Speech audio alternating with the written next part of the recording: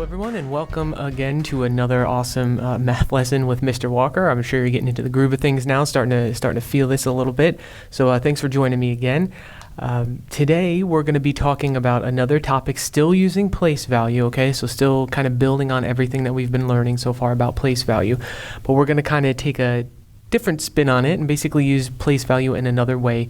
And today we're going to be comparing numbers. So we're still going to use place value to help us, but we're going to use that place value to help us compare numbers and talk about which ones are greater, which ones are less, and if they're equal to or anything like that.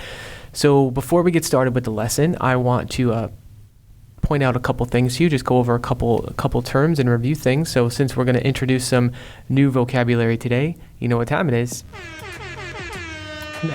Math vocabulary. Okay, good stuff, right? So we're going to learn a couple new terms real quick before we start working with them, just to kind of set you guys up for success. So the first term that we're going to look at is actually a symbol, okay? And it's going to be this symbol right here. And this symbol actually has a name, a certain specific way that we read it, right? And we call that less than, okay? Less than. So if we see this symbol, okay, and I'm actually going to take this out so we don't make it more confusing on us, but if we see this signal, it means less than. So if I had that in between two numbers, for example, let's say I had a 4 and an 8, and I put that symbol in there, the way we would read it is 4 is less than 8, okay? So that symbol actually has a specific way that we have to read it. So this is the symbol less than. To build on that, okay, so this symbol means less than. If I were to write the symbol this way, it would mean greater than, okay? And I know you guys have had some experience with these symbols before. You've probably even started back in first and second grade, right? Comparing numbers using these symbols. I just wanted to review again these terms with you. So this is less than and this is greater than. Again, if I had something like 9 and 3, I would write 9 is greater than 3 because of the way it's facing. Greater than comes first. If it was flipped the other way, then it would be less than, okay? So you have to read it the way it's written, okay? That's why they go those certain ways. All right, we're going to talk about one more symbol real quick, and hopefully everybody knows this one. This is the equal sign. So we would read this when we're doing comparisons. We would read this as equal to. Okay, so if I had 7 is equal to 7, that's how I would read that, equal to, okay? So we have these symbols, we're going to be using these and seeing these today. We have less than, we have greater than, and we have equal to. And so again, you've probably seen or heard these terms before, right? And you've probably even worked with them a little bit. The way we use them is to point out which number is greater and which one is less than in a number sentence, okay? So the way I like to think of it, and one way you've probably heard of it a lot of times, is to think of it as like an alligator, or my favorite is a shark, right? So if you think about it, the whatever it is that you want to imagine, the shark or whatever it is, likes to eat the bigger number. So the bigger number is going to be on the side where the mouth is open, okay? So again, if we had an example of, like, let's say 24 and 18, well, the shark's going to want to eat this number, okay? So I'm going to draw the mouth going towards that number, right? Because that's the one he wants to eat. And then we would read this as 24 is greater than 18. Because of the way the symbol's facing, that's how we're going to read that, okay? Likewise, if we had something like a 6 and 325, obviously 6 is the smaller number, and the shark is going to eat that greater number. He wants that bigger meal. So he's going to go like this. And then we would read this sentence as 6 is less than 325, okay? So we just have to look at that symbol, think about the shark mouth, how it's going to eat the bigger number, okay? And then we're going to draw that in that way and then read the sentence accordingly. So let's get down to actually comparing some numbers. And for this next part of the lesson, I want you guys to make sure that you have your blank place value chart and that you have some sort of whiteboard or something that you could write on, because we're going to be comparing these numbers and comparing a few numbers, so you're going to want to erase and like write it over again, or have multiple copies of the place value sheet. I'm all about saving paper, so if you got that whiteboard sleeve, please put it in there and use that. So go ahead and gather that stuff and then join me back here and we'll keep going. All right, thanks for joining me back here. I'm going to keep my vocabulary terms that we went over, those symbols and what they mean. I'm going to keep them over here just as kind of a reminder as we're going through this.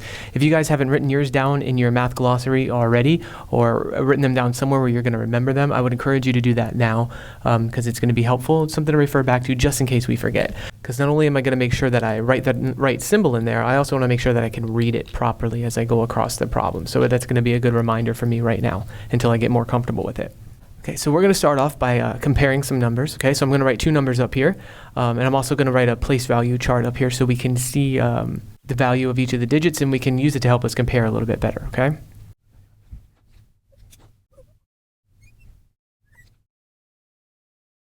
All right, so I have my two numbers that I'm going to compare written here. I also have a place value chart down here. It's unlabeled right now. I'm going to label it in a minute. But actually what I'm going to do too, and you guys might want to do this as well, is I'm going to put a line right through the middle here. And the reason I'm doing that is because I'm going to compare my top number here. I'm going to put my bottom number here so I can look at them both at the same time and be able to compare those values. So if you want to go ahead and put a line across there, you can. I'm going to label my place value chart starting with my ones, and then this guy's going to be my tens, my hundreds in here, it would be my thousands, next would be my 10,000s, my 100,000s would come next, and then last but not least I'm going to put my millions, which I don't really need all the way out here for this particular problem, but we'll have it in there in case we get to a problem that does. Perfect, so hopefully your place value chart is labeled the same way and you're good and set and ready to go. So the first thing I'm going to do when I'm comparing these numbers is I'm going to actually draw them in my place value chart so I can look at them next to each other, compare them, and see which one has more than the other, okay? So I'm going to do it a little differently than we've done. And what I'm going to do this time is I'm actually going to draw like the place value discs, okay? So I can see like those circles and compare them a little bit better. So looking at my first number here, I have 3,010, 3,010. So I know I have 3,000, so I'm going to start here with the thousands, and I'm going to draw like a disc, right? And this disc is going to be worth 1,000, so I'm going to need three of them, right? 1, 2, and 3. Okay, 3,000. I don't have any hundreds, so I'm good there. I have 110 though, so I'm going to draw another disc here. I'm going to put a 10, right? I only have one of those, right? And then I have 0 ones. So I got nothing there. So this is my number so far. It doesn't look like a lot. Let's write our other guy in here and compare him and see what he looks like. So for this guy, if I look across, well, I have 2,040. 2,040. So I'm going to start by drawing 2,000s in here. So this is 1,000. And then I'm going to draw another 1,000 here. Perfect. So I have 2,000s. I have no hundreds, right? There's 0 hundreds. I have 4 tens. So this time I got to draw 1 10, 2 tens, 3 tens, and 4 tens. Perfect. And then ones, I got nothing, okay? So I'm drawing this in on my place value chart here. If you guys have your place value discs that you got at the beginning of the year, you can use those as well. If you want to visually and manually put those in there, you could definitely use those as well. I just kind of thought of that now. So please get them out if you want them, if you want to build your numbers that way. So now I have my two numbers drawn in. I can definitely see some comparisons that I can make here and decide which number is the greater, which one is less, and how I would draw my symbol in there. Okay, so starting here and looking at my thousands, looking at the greatest place value, I can see right away that I have 1, 2, 3 discs here, and I have 1, 2 here. So right away I can tell that this number is going to be greater because in the greatest place value, I have more place value discs, all right? So right off the bat, by just looking at those first numbers there, looking at the digits in the thousands place, I can tell that my 3,010 is greater than 2,040. So I have to use a symbol that means greater than. So I'm going to write greater than right in here. And now I know that the shark is going to want to eat this number because it's greater. It's the bigger number, right? Cool. Let me pose a discussion question to you real quick. I want you to think about this and talk about it with somebody in your house or your dog or neighbor or stuffed animal, whoever you need to talk about. But what if we didn't compare the thousands first and went to the tens? Which number would be greater than? If we were looking at just the tens, which number would be the greatest number? All right, well, if we compared just the tens, you could see I have 4 tens here and only 1 10 here. So this guy would be greater, right? But that's not the way we do things. That wouldn't be correct. We want to look at the first place value, the largest place value, and make our determination there. It doesn't matter if all of the rest of the numbers are bigger here.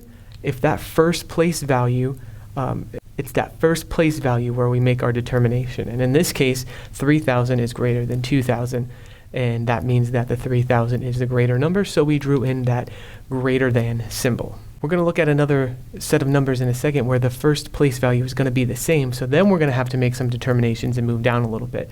But if you look at the first place value and they're different, look at which one's greater, and that determines which entire number is going to be greater overall. And it determines which number the shark's going to eat, right? Because we got hungry sharks swimming around. That's the number he wants. And if I wanted to, just for the sake of things, if I wanted to like kind of turn this number sentence around, and use the less than symbol, I could say that 2,040 is less than, see how my symbol changed now, it's less than 3,010. Now I didn't switch any of the values for anything, and this sentence is still true. These are still both true statements here. All I did was switch the order of the numbers around, so now I can use the less than symbol. So either one of these sentences are correct, and they both show the same comparison. So let's go ahead and take a look now at another example.